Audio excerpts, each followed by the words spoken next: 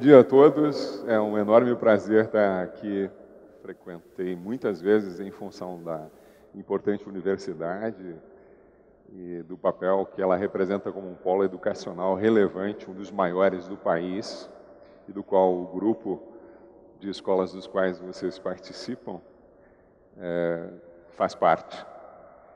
E é um enorme prazer estar aqui conversando com os meus colegas de educação. Não é dar uma aula, é ter uma conversa com os meus colegas de educação, porque a questão de valores e princípios, que é o título que se deu para essa conversa de hoje de manhã, é uma reflexão que com certeza tem nos ocupado nos últimos anos em função dos sentidos que nós precisamos dar e dos significados que nós precisamos também dar ao que nós fazemos. E por isso não é uma palestra, não é uma prescrição. Eu não vou passar nenhuma receita para vocês. Eu vou refletir com vocês a respeito, ou compartilhar com vocês, reflexões que eu tenho feito ultimamente a respeito do que nós somos como educadores, do que eu sou como educador. E a partir daí a gente pode continuar conversando nas nossas próprias escolas, nas nossas próprias universidades.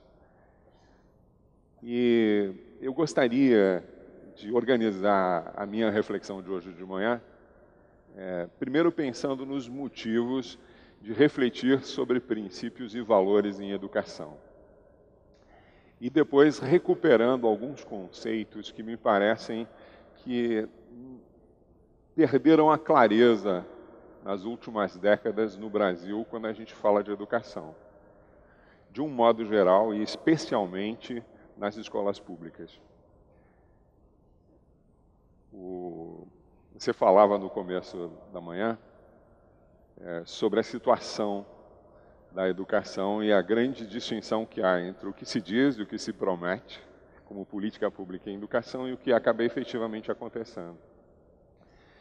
Nós temos uma enorme inversão orçamentária em educação. Em 2005, quando eu comecei a trabalhar com gestão universitária, a gente tinha um orçamento no Ministério da Educação para todo o sistema educacional brasileiro de cerca de 18 bilhões de reais. O orçamento do ano passado foi de 120 bilhões de reais no Ministério da Educação. Isso permitiu praticamente a universalização da educação fundamental. Contudo, apesar deste significativo fato quantitativo, nossa educação tem perdido qualidade, especialmente no campo da educação pública. E aqui há alguns elementos que talvez necessitem de nossa reflexão para que a gente pense um pouco o que é que está acontecendo de um modo geral sobre os nossos conceitos relacionados à educação. E a recuperação desses conceitos nos permitiria, provavelmente, definir com clareza, seja em nosso trabalho individual, em nossas disciplinas, nas nossas salas de aula, seja como grupo de docentes que se responsabilizam pelo destino, porque se comprometem com o sucesso dos demais sujeitos envolvidos, que são nossos alunos e estudantes, definir princípios e valores.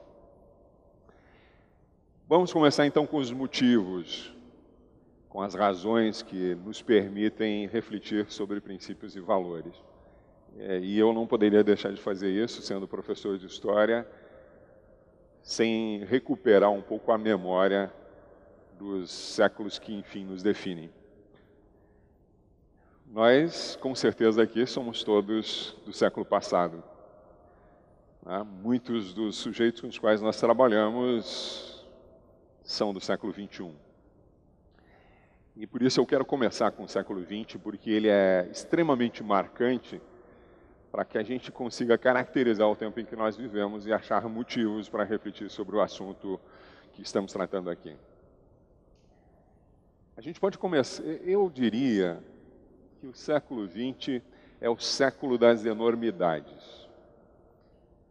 É o século que pela primeira vez nós somos afrontados com enormidades, como nunca antes na história da humanidade inteira nós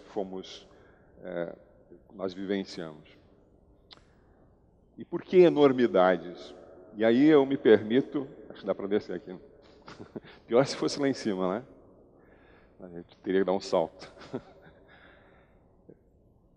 E para falar de enormidades, eu vou me permitir recuperar uma mitologia que está na base da nossa civilização ocidental, que está descrita por Hesíodo em um livro que se tornou muito popular e que provavelmente alguns de nós utilizam nas aulas de história, tá? Que tratam da mitologia grega. E Hesíodo, neste livro, que foi traduzido para português e é vendido, acho que aqui no Brasil, pela Ede Ouro, ele diz o seguinte: no começo dos tempos, a humanidade não existia, porque o mundo era ocupado pelos titãs. Titãs, em grego, significa enormidade. Tudo aquilo que é tão grande que não pode ser abarcado por nossos sentidos. Não pode ser alcançado por minha capacidade de enxergar, não pode ser tocado e medido pela minha capacidade de sentir e medir as coisas com as quais eu sou apresentado, não pode ser ouvido por causa da enormidade do som que é capaz de produzir. O mundo habitado pelos titãs, portanto, não permitia a existência da humanidade. Um desses titãs ouve de uma profetisa que um de seus 6 filhos o mataria. E ele trata, então, de comer, de alimentar-se de todos os seus filhos, para que a profecia não se realize. E Gaia, a mulher deste titã, que se devora seus próprios filhos, deuses titânicos, né? Pega o mais jovem deles, que ainda era um bebê, o enrola numa coberta branca e o entrega para uma amiga para que o leve para a terra. E no berço onde essa criança estava deitada, coloca um pequeno bezerro enrolado num cobertor. E esse titã pega então esse animalzinho envolto no bezerro e o devora pensando que é o seu filho mais jovem. Este filho mais jovem chamava-se Zeus. E Zeus é trazido por Gaia para a terra e aqui cresce molhando os seus pés descalços de um menino Deus na relva molhada com o orvalho do amanhecer. Se alimenta de mel e dos frutos colhidos nesta terra.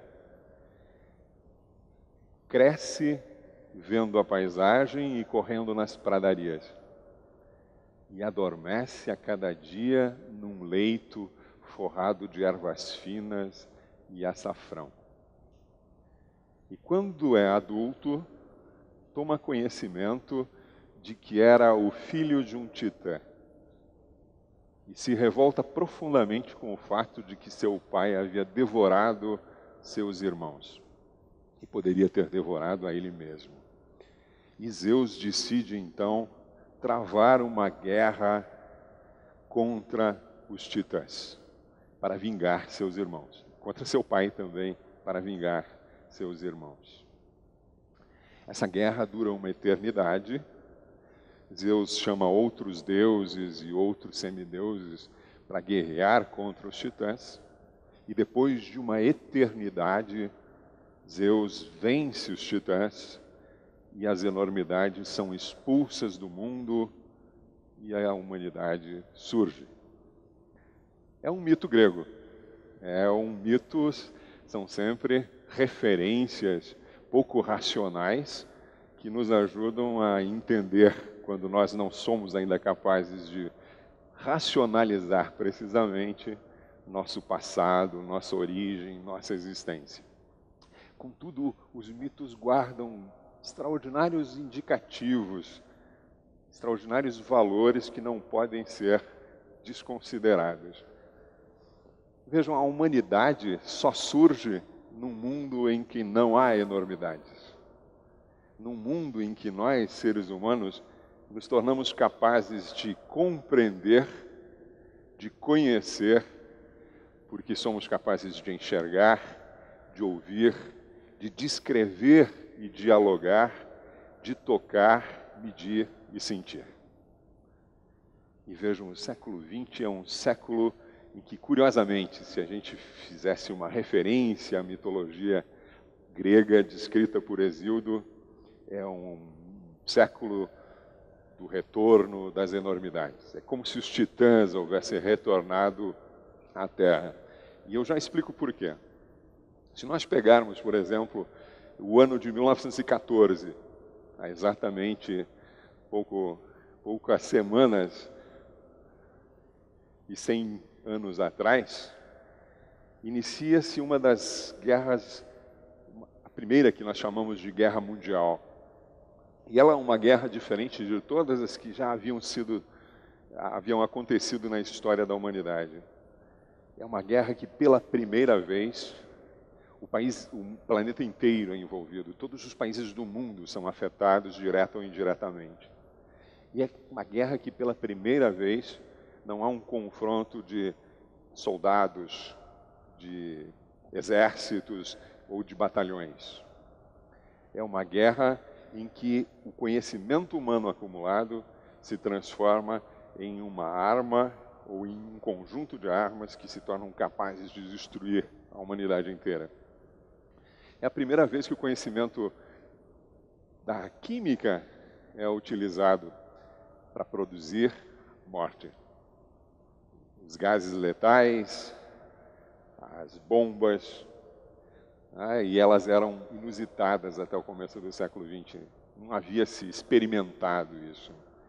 E isso é tão grave, produz tamanha destruição, que depois do fim da Primeira Guerra Mundial, se faz uma convenção em Genebra e se regula a utilização de armas químicas. Né? O conhecimento biológico é utilizado pela primeira vez nessa guerra. Produz, depois do fim da guerra, em 1918, mais de 60 milhões de mortos em todo o planeta, provocados, provavelmente, a maior parte dos cientistas acredita nisso, pelo descontrole na utilização do vírus da gripe como arma de guerra. É a famosa gripe espanhola, né? Que varre de 1918 a 1922 o planeta inteiro e mata 60 milhões de pessoas. Inclusive, aqui, no Brasil. Eu sempre lembro que no interior do Rio Grande do Sul, onde eu moro, existem cemitérios antigos onde há sepulturas de famílias inteiras, né, e que morreram vítimas da gripe espanhola em 1919, 1920, quando a gripe chega aqui. Uma enormidade provocada por outra enormidade. É a primeira vez que se usam os motores na forma de tanques de guerra, de caminhões que conduzem tropas. É a primeira vez que se usam aeroplanos para jogar bombas químicas sobre populações que não estão diretamente envolvidas com a guerra, porque não são soldados. Uma enormidade que, quando termina, em 1918, produz outra enormidade.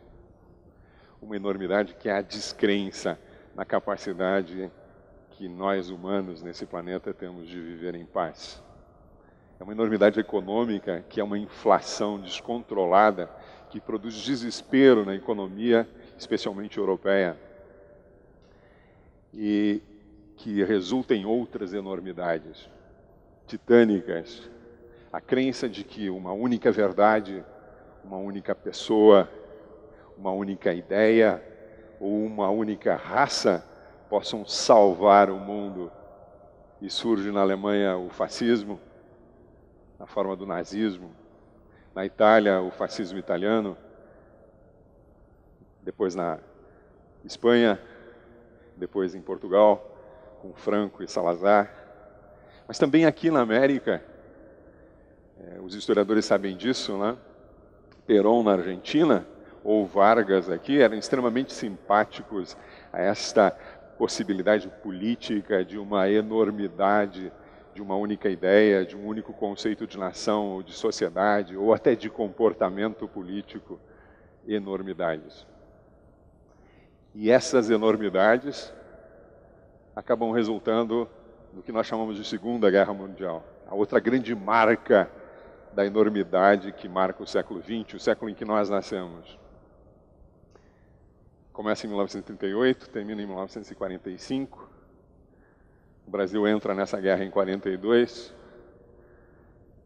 E se a Primeira Guerra Mundial, de 14 a 18, havia matado cerca de 22 milhões de pessoas diretamente na guerra, no período da guerra, e a maioria civis, não soldados, a Segunda mata 40 milhões de pessoas. E também não são somente soldados. Ainda que a Rússia tenha, a União Soviética tenha perdido 12 milhões de soldados e de civis, na Europa foram outros 10 milhões de pessoas. Mas também foram 6 milhões de judeus, 2 milhões de ciganos, comunistas, socialistas, homossexuais, prostitutas, deficientes físicos, idosos incapazes de produzir, destruídos pela enormidade das ideias que provocaram a enormidade da guerra.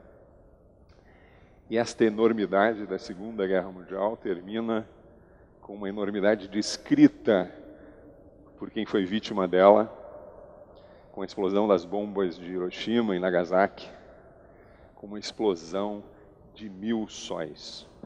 De novo, enormidades. Depois da enormidade da Segunda Guerra Mundial, a enormidade da divisão do mundo, que resultou na Guerra Fria, o bloco soviético, a enormidade monolítica e hegemônica de uma ideia de que nós todos poderíamos abrir mão de nossa individualidade e nos tornar massa proletária, massa operária, né? E conduzir nossas existências apenas como um coletivo. A enormidade do capitalismo, do outro lado, né? Dividindo o mundo em dois, sob a hegemonia de um país, de uma ideia econômica, também com seus defeitos, com suas limitações. E essas enormidades do século XX produzem enormidades em nossas existências. A enormidade do consumo, da agressão ao meio ambiente, a enormidade do volume das populações de nossas cidades. Então, para vocês terem uma ideia, eu sou a primeira geração da minha família que vive numa cidade. Mas em 10 anos, entre 1960 e 1970 no Brasil, em 1960, 8 entre cada 10 brasileiros viviam na roça. Em 1970, 8 entre cada 10 brasileiros viviam em cidades. Aí vocês podem ter uma ideia de qual a origem do caos urbano, da enormidade dos problemas que as nossas cidades têm. Em 10 anos não se constroem cidades, ruas, abastecimento de água, luz, energia elétrica, ou a destinação dos resíduos de quem vive em cidades com tamanha aglomeração. Enormidades. E a enormidade que resulta no nosso medo de perder o que nós conquistamos, no medo de perder o lugar que ocupamos, o salário que recebemos, porque as 60 prestações do meu carro, as 240 prestações da minha casa me mobilizam como uma enormidade que me ameaça. Enormidades. E se os titãs voltam ao mundo, nossa humanidade é roubada de nós. E aqui eu acho que nós encontramos uma das principais razões para pensar sobre o significado de nossa profissão, de nosso envolvimento com a educação, que ultrapasse nossas necessidades materiais, valores e princípios. Só por isso valeria a pena pensar sobre o que nós fazemos. E aí me ocorre que também aí é preciso recuperar alguns conceitos. E esses conceitos, eles estão na base do que nós chamamos de civilização ocidental. Civilização ocidental é a trajetória humana no Ocidente que nos produziu. Cada um de nós é herdeiro disso que nós chamamos de civilização ocidental e, ao mesmo tempo, mesmo que não o saiba ou que o faça inconscientemente, reprodutor dos valores dessa civilização ocidental. E eu gostaria de me ocupar um pouquinho com isso, porque me parece, e eu tenho cada vez mais certeza disso, que quando nós falamos em valores e princípios em educação, não se trata de inventar conceitos novos ou de descobrir novos autores. Se trata de descobrir as limitações, mas principalmente os acertos que nessa trajetória de 2.500 anos de nossa civilização ocidental nos trouxeram até aqui e podem nos ajudar a não só desejar o futuro, mas a realizá-lo como um projeto individual e coletivo. Até aqui alguma questão, alguma coisa que a gente possa conversar?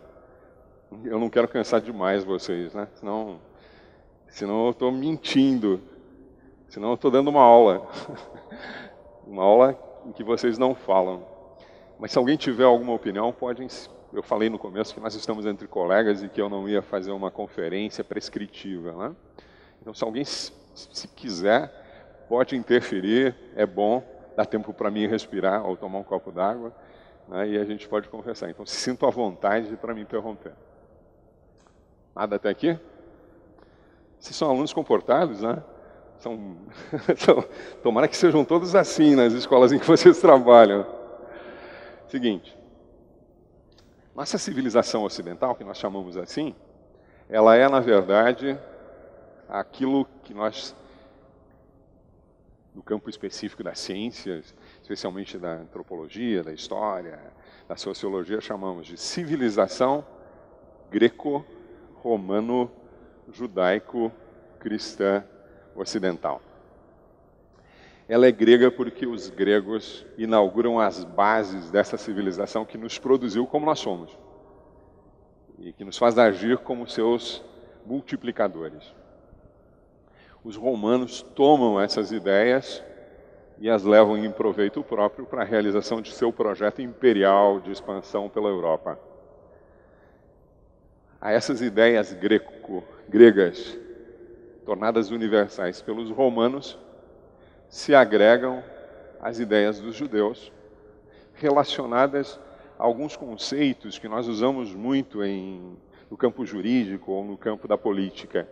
Por exemplo, da igualdade, que é a grande contribuição dos judeus, exatamente pela forma como concebem, pela forma original como concebem a existência de um Deus onisciente, onipresente e onipotente. Onipotente, que pode todas as coisas, onisciente, que é a própria verdade, e onisciente, que está em todos os lugares. Onipotente, onisciente, onipresente. Onipresente, que está em todos os lugares. E esse Deus criou todas as coisas e criou a todos nós. E se nós somos criaturas de um mesmo Criador, então nós somos todos iguais. E aí nasce um conceito de igualdade que é fundamental e que, mesmo que despojado desse caráter religioso, marca nossa civilização e tornou possível, na modernidade, nos últimos 500 anos, a realização da democracia. Então, os judeus, com essa contribuição, a têm para si. E o surgimento do cristianismo permite que essas ideias, somadas às ideias greco-romanas, se espalhem pelo mundo. Então, nossa civilização é grega, ela é cristã. E ela é ocidental porque ela vem do Oriente para a Europa e há 500 anos atrás se globaliza em direção à América de um modo especial. E por isso ela recebe esse nome. E por que recuperar a memória do que é a nossa civilização é importante quando se fala em valores e princípios em educação?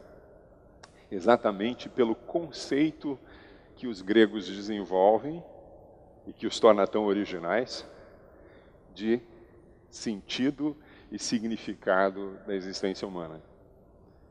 Na verdade, se nós pensarmos na época em que os gregos alcançaram a sua magnitude, seu máximo esplendor, que ocorreu há 5 séculos antes de Cristo, portanto, há cerca de 2.500 anos atrás, nós vamos ver que existiam antes deles e existiram depois deles, e foram contemporâneas à cultura grega, culturas tão expressivas ou tão complexas quanto a dos gregos. Qual é a originalidade dos gregos? A originalidade dos gregos reside no modo como eles respondem aquilo que nós chamamos de pergunta ontológica. Pergunta ontológica, essa é uma daquelas palavrinhas difíceis do Max. Quem de vocês já não se perguntou sobre de onde veio, quem é ou para onde vai? E, na verdade, essa é a pergunta ontológica, essa é a pergunta das perguntas. E, apesar de parecer tão banal e tão simples, é essa pergunta que move a cada um de nós individualmente. E é essa pergunta que nos move enquanto sociedades através da história. E os gregos fazem essa pergunta, que pode ser até descrita de um modo mais intelectualizado, né? Qual o sentido e o significado da existência humana?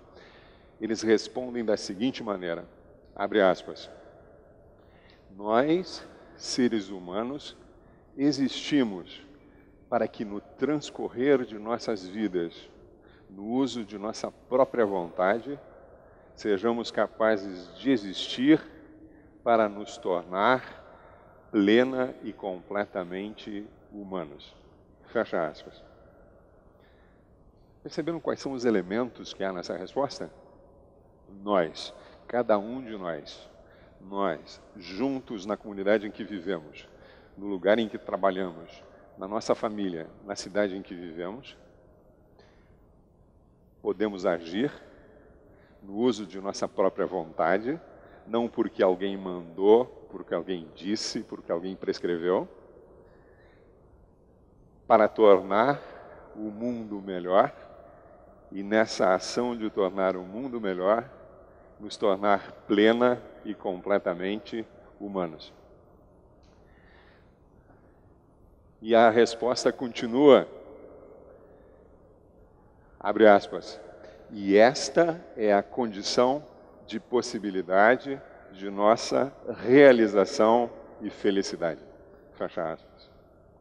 Ou seja, na base de nossa civilização está o projeto social e individual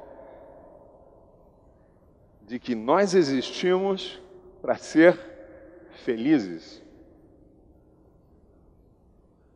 Se esta condição de agir no mundo para nos tornar plena e completamente humanos é a única condição de nossa realização e felicidade, a gente pode simplificar a resposta e dizer que nós existimos no mundo para ser plenos, completos, felizes. Simples, né? Simples. E sabem por quê deixa de ser simples? Porque este conceito de felicidade não é um objetivo a ser alcançado. Não é um ponto de chegada, nem um ponto de partida. É um processo. Se vocês prestaram atenção na resposta que eu descrevi entre aspas, né? Nós, cada um de nós, no transcorrer de nossas vidas, no uso de nossas vontades, no potencial de nossas ações, agimos para nos tornar plena e completamente humanos, felizes. Então, o conceito de felicidade dos gregos é um conceito que nós, no campo das ciências humanas, chamamos de trágico. Ele não inclui só o sucesso, só o resultado positivo. Ele inclui também as limitações, ele inclui também a reflexão sobre os erros cometidos. e os agrega para que nós possamos agir melhor depois.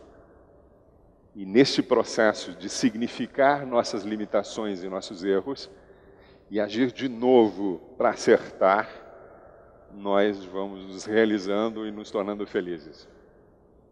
Eu acho genial isso, porque vocês imaginem se cada um de nós, atuando na sala de aula em que atua, na disciplina ou no campo do conhecimento em que atua, pudesse convencer, através do seu trabalho, seus alunos, seus estudantes, de que a gente vive e vale a pena continuar vivendo porque nós juntos queremos um projeto de realização e felicidade.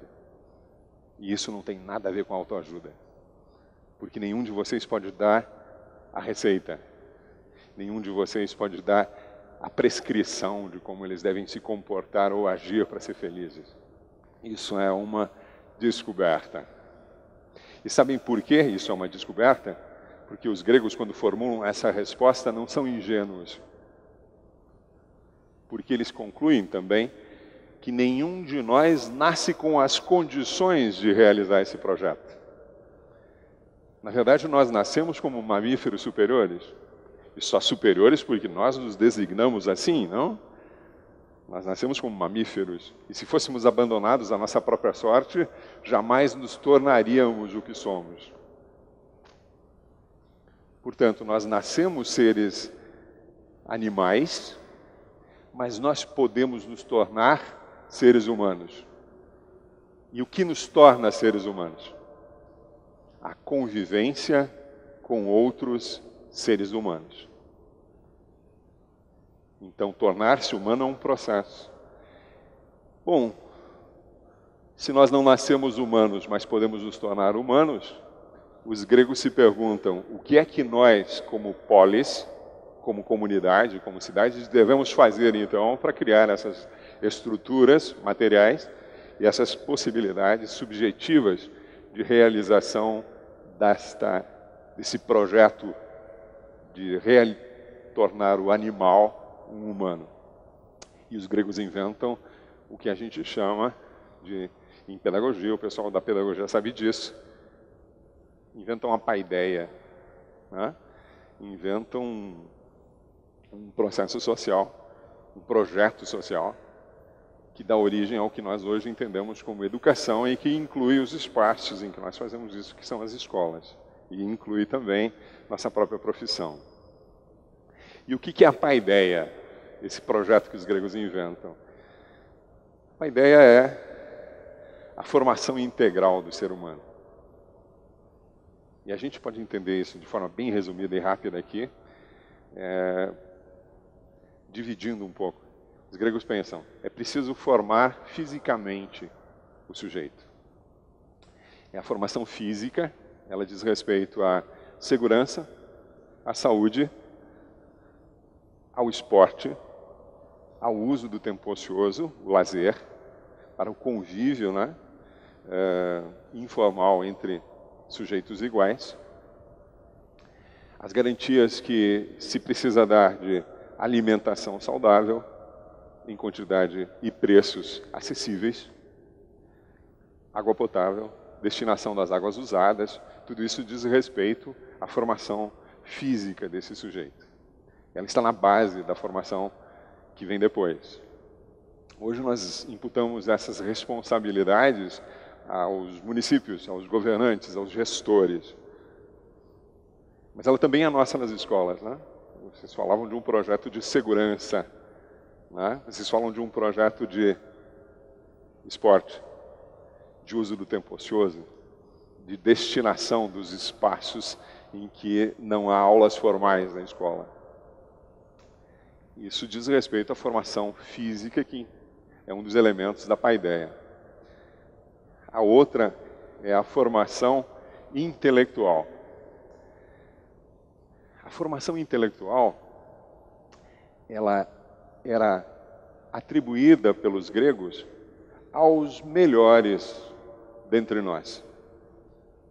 E a esses melhores dentre nós, os gregos chamavam de filósofos, ou seja, amigos do conhecimento e da sabedoria. era aos filósofos, aqueles que mais apreciavam, aqueles que mais compreendiam o papel do conhecimento na formação do humano, que se devia destinar socialmente o papel da formação intelectual das crianças, dos jovens e dos adultos que quisessem. E como é que esses melhores dentre nós, e vocês, aqui o conceito de melhor não é uma atribuição aleatória, né? Como é que esses filósofos, esses amigos do conhecimento, da sabedoria deviam agir?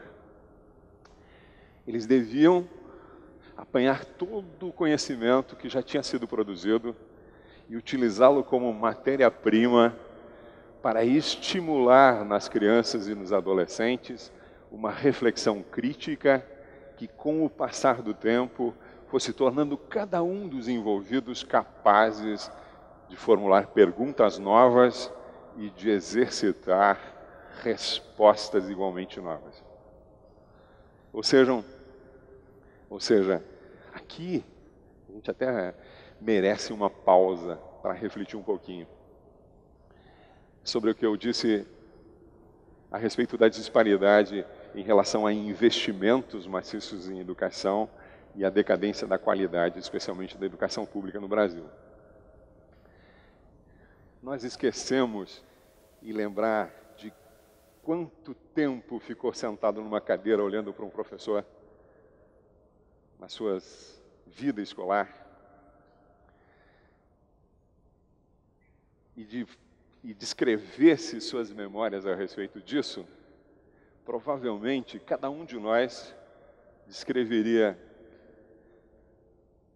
18, 22 anos de vida escolar, e isso inclui a universitária, sentado de frente para um professor que acreditava que realizava a sua tarefa, aquela que se atribui à profissão de professor, transmitindo informações. E se em algum momento de nossas memórias nós lembrarmos de ter perguntado ao professor, professor, para que eu preciso dessa equação aí? Por que esse conhecimento aí deve ser guardado? Quando é que eu vou precisar dele na minha vida? Com certeza deve ter ouvido do professor. Um dia tu vai saber por quê. Isso é necessário no vestibular. Ou na série seguinte tu precisa disso para entender a matéria que o outro professor vai passar. Quem de nós já não ouviu isso, não é verdade? Me parece que aí reside a grande questão da qualidade da educação brasileira. Nós perdemos o referencial do conhecimento como eixo motor de nossa profissão e do papel social de nosso trabalho em educação. E confundimos informação com conhecimento. Educar não é transmitir informações. Educar não é transmitir informações. Se nós cairmos nessa armadilha, nossa profissão e, consequentemente, nossos lugares de trabalho estão fadados à extinção. Porque a tecnologia, os TICs, as tecnologias da informação, elas transmitem e dão acesso à informação muito melhor do que qualquer um de nós é capaz de fazê-lo numa sala de aula. E por isso é premente, é necessário que a gente recupere a informação, sem desprezá-la, apenas como matéria-prima de nosso trabalho. E nos empenhemos cotidianamente, experimentando, correndo o risco de errar, em devolver ao conhecimento o papel de centralidade do nosso trabalho, de nosso projeto de vida, de nosso papel político na sociedade, porque através disso nós agimos politicamente. Vocês estão aqui, qualquer um de vocês aqui seria capaz de dizer que está aqui por causa de algum conteúdo que aprendeu na escola? por causa de alguma matéria que foi passada? Não.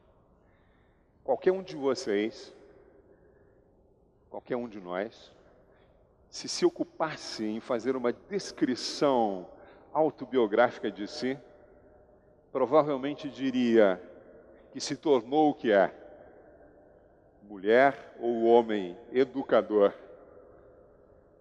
por causa do significado que foi capaz de dar a diferentes acontecimentos na trajetória de sua vida. É por isso que a historinha do apagador é interessante, Marcelo, porque ela significa tua trajetória de vida em direção à educação. Ela significa a minha trajetória de vida em direção à educação e se soma a outras experiências e a outros significados. Cada um de nós aqui é o que é, chegou onde está, não por causa de alguma informação, de alguma matéria ou de algum conteúdo, mas provavelmente por causa do sentido e do significado que se tornou capaz de dar a estas informações, a este conteúdo, a essas matérias. E provavelmente o fez refletindo sobre o modo de algum docente, de algum colega, negativo ou positivamente, de existir no mundo. Eu, às vezes, faço um exercício com os professores em formação do curso de pedagogia, onde eu também dou aulas na Universidade Federal de Santa Maria, que é mais ou menos o seguinte. Tirem uma folha de papel aí, né? Escrevam 3 valores importantes que vocês consideram significativos para suas existências. Honestidade, responsabilidade, trabalho, não é? Vocês todos estão pensando em algumas, tá certo? As minhas seriam trabalho, honestidade, responsabilidade. Agora pensem que pessoas vocês ligariam a esses valores. Que pessoas vocês referenciariam a cada um desses valores que significam suas vidas hoje? No meu caso, sabem quem seria? Meu avô. Sabem quem era o meu avô? Meu avô era neto de um imigrante da Prússia Oriental, que foi povoar uma região despovoada do Rio Grande do Sul. Ele era irmão de mais 15 filhos do meu bisavô. Ele teve 10 filhos e ele os alimentou e os criou, cultivando 32 hectares nas montanhas, onde hoje ninguém planta nenhum pé de alface, porque hoje ninguém mais usa as mãos para trabalhar na agricultura. E foi conhecendo o meu avô, convivendo com ele na minha infância e na minha adolescência, que eu descobri, sem que ele desse uma aula, sem que ele fizesse um discurso, muito menos escrevesse um manual sobre honestidade, trabalho e responsabilidade, eu aprendi que estes são valores significativos. O que eu quero dizer com tudo isso? É fundamental que eu seja o melhor professor de história que a minha escola tem. É fundamental que eu seja o melhor professor de matemática, de física, de inglês, de francês, de biologia, de língua portuguesa, geografia, de artes, de educação física. Agora, o que o aluno vai levar das minhas aulas, além da informação que ele precisa e que eu não posso dispensar, e que é a matéria-prima do meu trabalho, é as lições que eu lhe passo pelo modo como eu me apresento enquanto autoridade que lida com a informação, para perguntar e refletir sobre ela e para exercitar a habilidade que nos torna verdadeiramente humanos, que é a de produzir respostas novas, conhecimento. Isso é fundamental. Eu tenho concluído nos últimos anos que isso é a única possibilidade de significar nossas existências como docentes e professores, de dar sentido para aquilo que nós fazemos nas escolas, e é a possibilidade política por excelência de contribuir para a transformação de nossa sociedade e do país.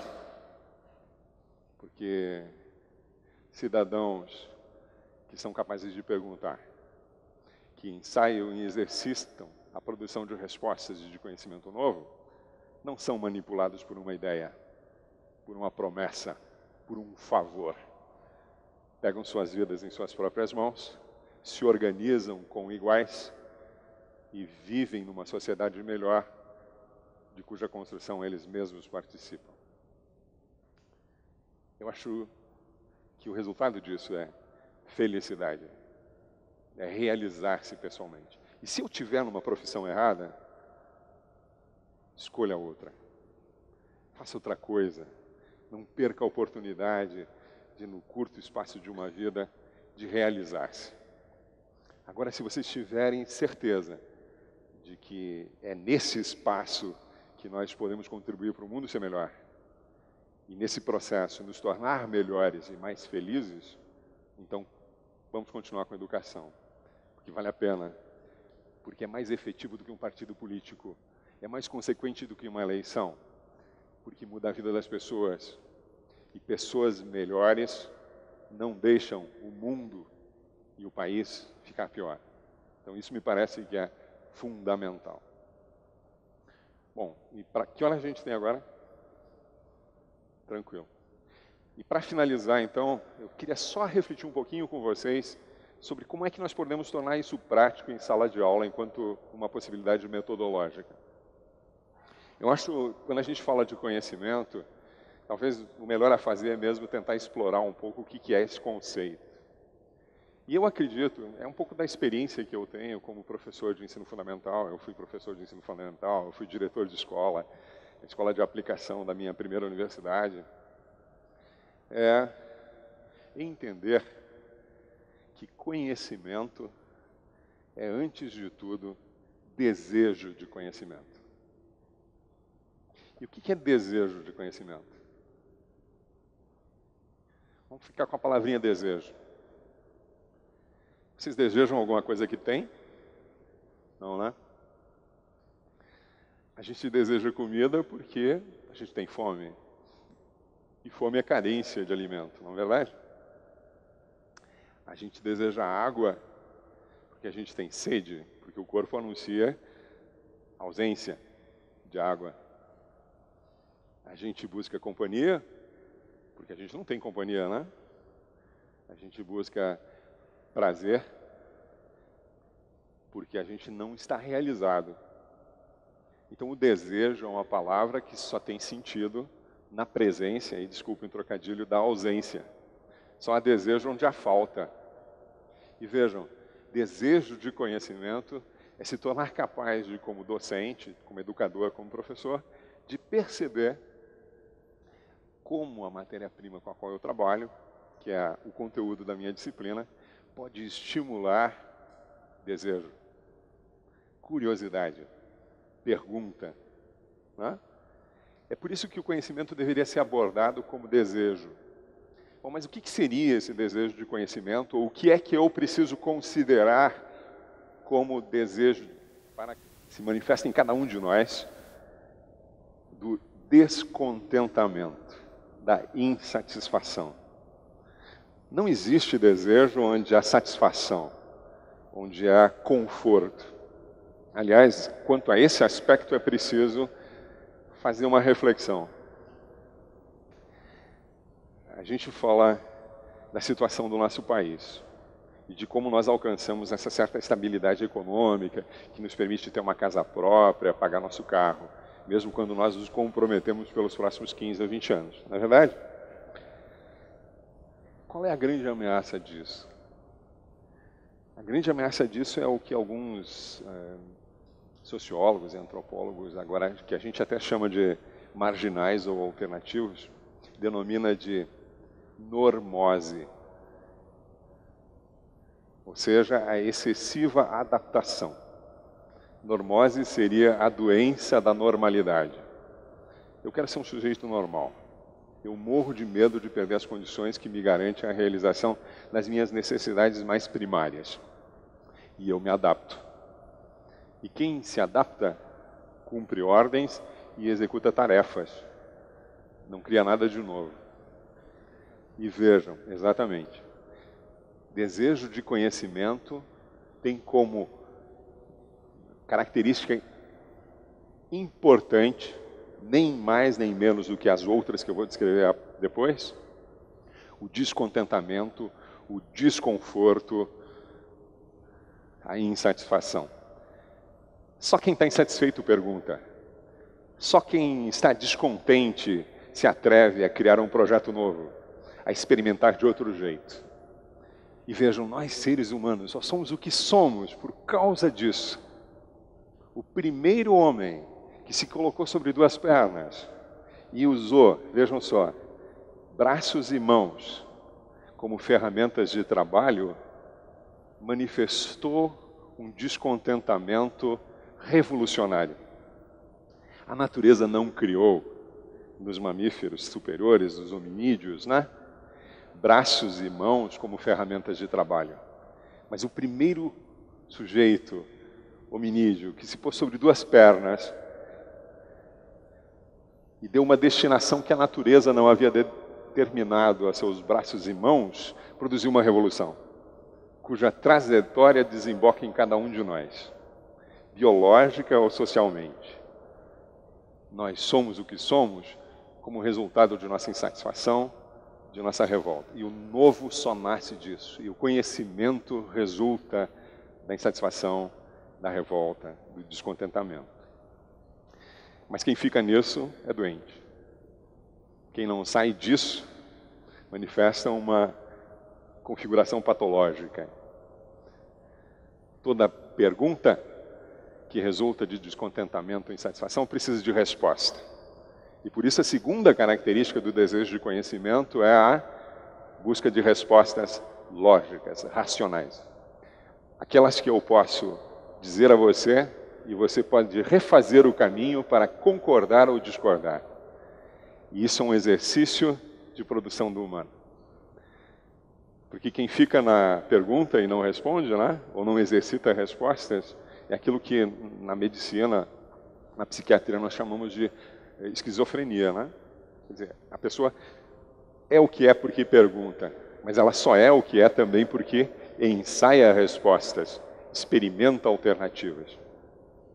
Então a gente tem como característica do desejo de conhecimento o descontentamento, a insatisfação e a revolta. Segundo, a busca de respostas lógicas e racionais. Terceiro, a universalidade. Nós só chegamos a ser o que somos porque não encontramos limites. E mesmo quando eles são impostos pela política, pela religião ou por alguma autoridade, nós as ultrapassamos. A universalidade é essa característica que nós seres humanos temos de não conhecer limites, ou de questionar os limites, ou de ter coragem de ultrapassá-los. É por isso que nós não fomos destruídos pelas ditaduras, nós não desaparecemos ou fomos extintos pelas enormidades do século XX. É por isso que nós refletimos sobre o futuro, refletindo sobre o que nós somos. Tá? Então a universalidade é fundamental. E ela também tem um caráter ético que me parece que não pode ser desprezado, como uma parte, uma característica do desejo de conhecimento, que é o de que todo ser humano, por sua condição humana, seja ele homem ou mulher, jovem, adulto ou idoso, seja ele rico ou pobre, fale ele língua portuguesa, fale ele inglês, more na América ou nos Estados Unidos, ou na África ou na Ásia, todo ser humano, independente de suas crenças, de suas práticas religiosas, de suas orientações sexuais ou políticas, pode perguntar e pode participar da produção de respostas. Esse me parece que é um conteúdo ético extremamente importante, porque não são os brancos, não são os negros, não são os amarelos, nem os vermelhos que podem. Somos nós por nossa condição humana. E isso pode ser colocado na base, né, dessa ideia de que só porque nós somos diversos é que nossas perguntas e nossas respostas são diversas. Se nós fôssemos clinicamente iguais, nós já teríamos sido extintos. E, finalmente, a quarta característica do desejo de conhecimento, e essa me parece fundamental, é de que não há conhecimento se não houver risco, aposta e engajamento. Cada vez que qualquer um de nós se pergunta, ele coloca em risco sua própria existência. E não é sua existência material, é sua existência de vida. É porque cada vez que cada um de nós se pergunta, ele cria a possibilidade da desnaturalização, do estranhamento. A possibilidade de questionar-se sobre o que foi e sobre o que pode vir a ser, entendendo ou pensando sobre o que é. Por isso que conhecimento só existe quando a gente corre o risco de perguntar, quando a gente corre o risco até de errar e de aprender com erro. E aposta. Porque por mais que eu planeje o futuro, por mais que eu o organize, quando nós o realizamos, ele sempre é diferente do que aquilo que nós pensamos que ele seria. E o engajamento é... Ninguém faz por você. Ninguém faz por qualquer um de nós. Não é a execução de uma ordem, não é a submissão a uma ideologia política, a um governo, a um partido, a uma associação. Só acontece de verdade se a gente se engajar com esse projeto. E as consequências disso não são um resultado que possa ser apropriado por A ou por B. As consequências disso se produzem em cada um de nós. E, na verdade, se desse para resumir esse desejo de conhecimento, eu faria uma coisa que eu aprendi com o Max. Eu contaria uma história. E vou fazer isso para a gente encerrar e para que sobrar algum minuto a gente possa até trocar algumas ideias com o pessoal que assistiu. Eu tenho para mim que uma historinha, uma fábula bem simples, bem pequena, ela contém todos esses elementos sobre os quais eu falei hoje de manhã. E é a historinha do bonequinho de sal.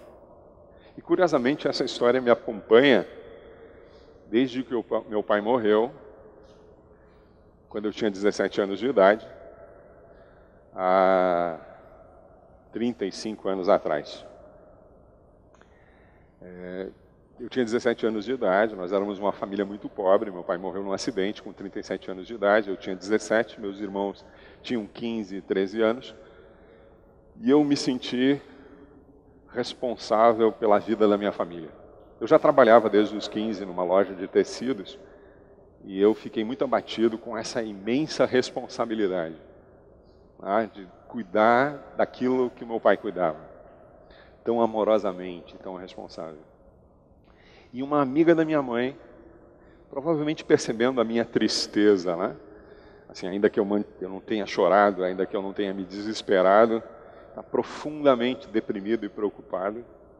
Eu acho que eu deixei escapar no olhar, um tom de voz, a minha tristeza e a minha preocupação. Ela mandou um cartãozinho que eu guardo até hoje, onde essa história está descrita.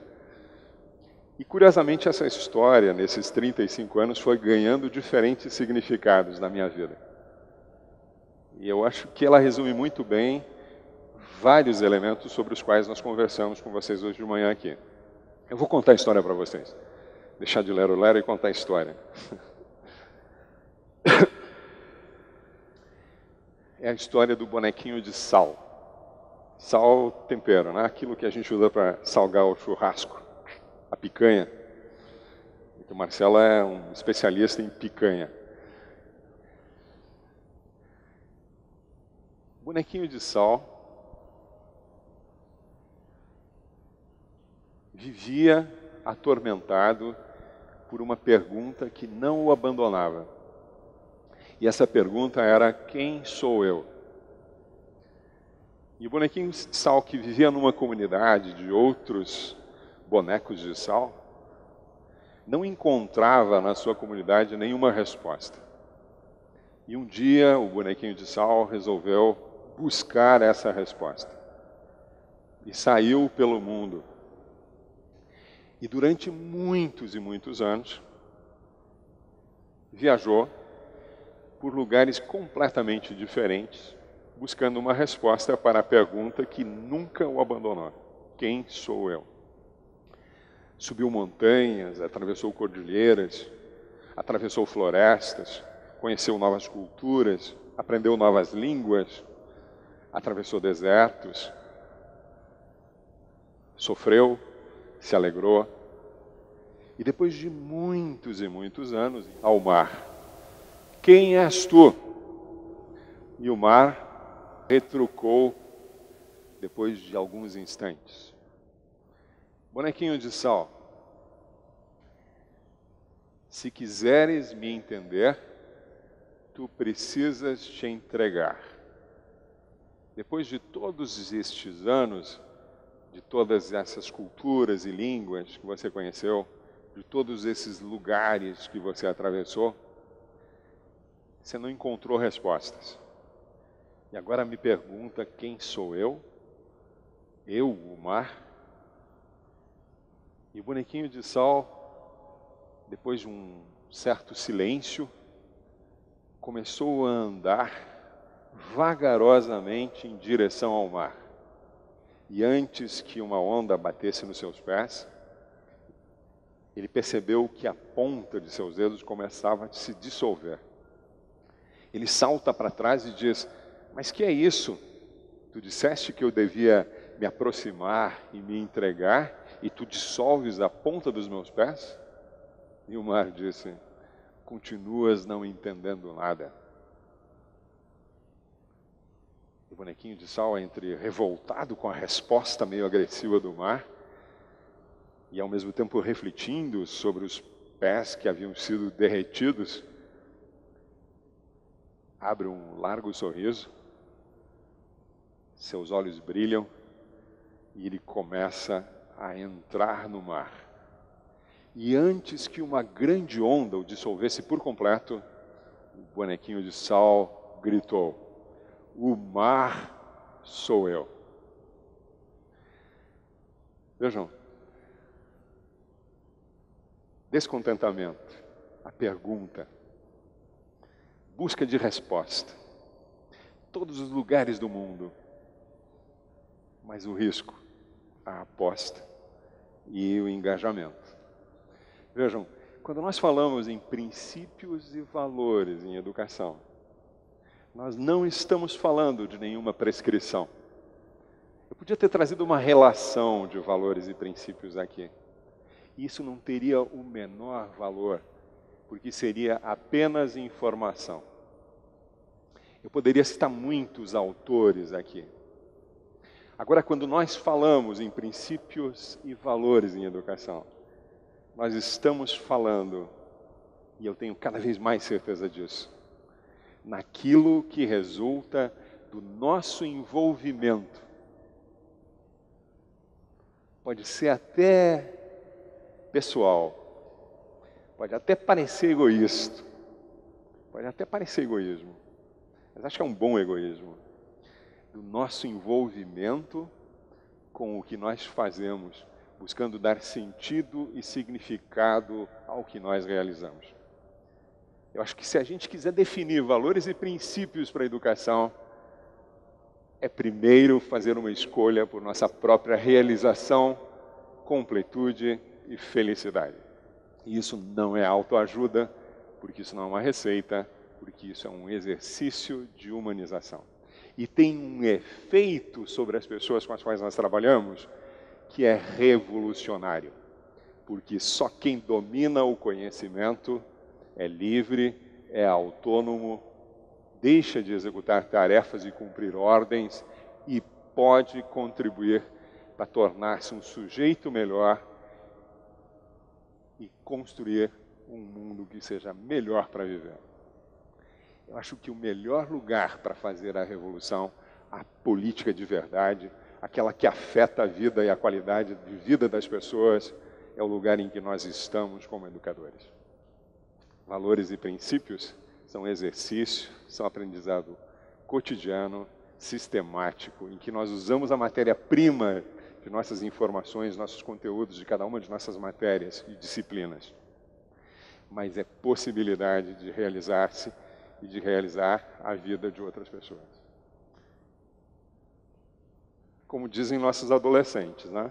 É tesão puro, é vontade de viver, é desejo de futuro e vontade de realizá-lo. E faz um bem danado.